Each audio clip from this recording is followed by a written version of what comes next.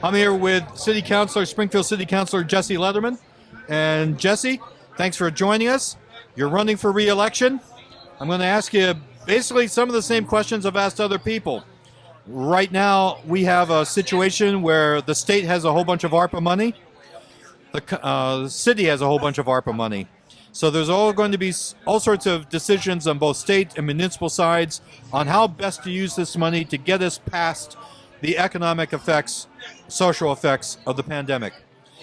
What would you recommend? What are you recommending for the city of Springfield in terms of how this money is used?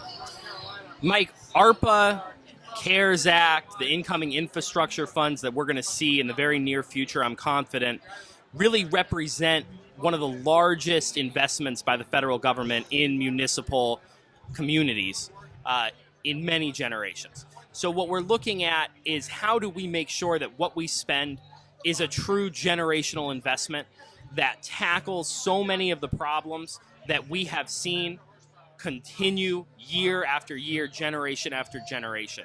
When I think about what we need to be doing, I think about our physical infrastructure, I think about our public health, I think about our internet infrastructure, and I think about our housing are some of the top things that come to mind.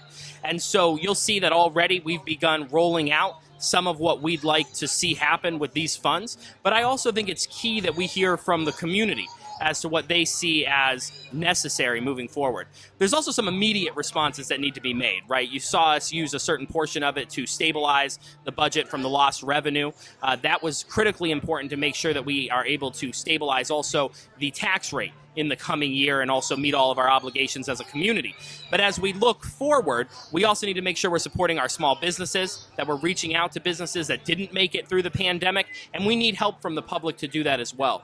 Thinking about some of the larger investments that we need to make, you've already seen me talk about municipal fiber. We're going to be continuing to push for municipal fiber every day in the City Hall because we know that that's going to be a big game changer for the city of Springfield.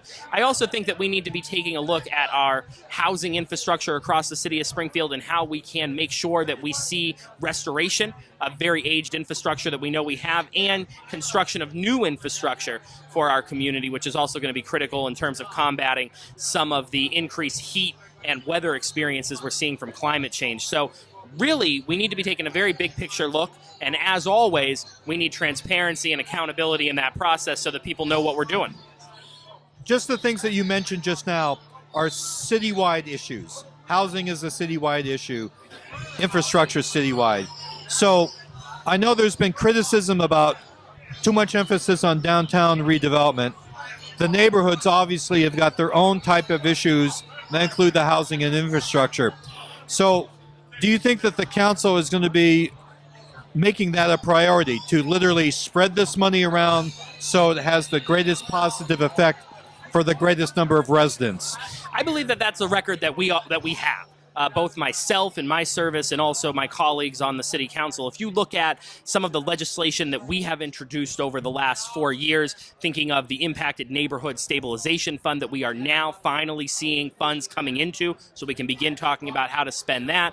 When you look at some of the other legislation we've passed even related to worker protections, these are workers that are in our neighborhoods that are supporting their families, spending money in the city and investing in the city. So I think that that is what we've shown the people of Springfield we're going to do. I also think that it is very important to have a healthy and vibrant economic development plan for downtown because as we see funds coming into the city by individuals coming to Springfield from the suburbs, spending that money, we are able to collect that through local options taxes, individuals coming in for conferences and things like that.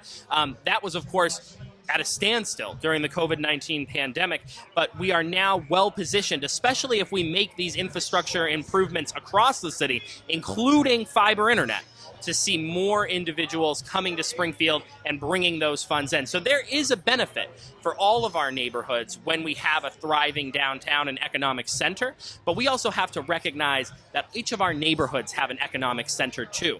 You look at Mason Square, the X, Parker Street, the Boston Road corridor. We need investments there as much as we need investments downtown. Jesse, thank you very much. Great answers as always. I appreciate it. And naturally, we'll see you on the campaign trail. Thanks, Mike. Thank you.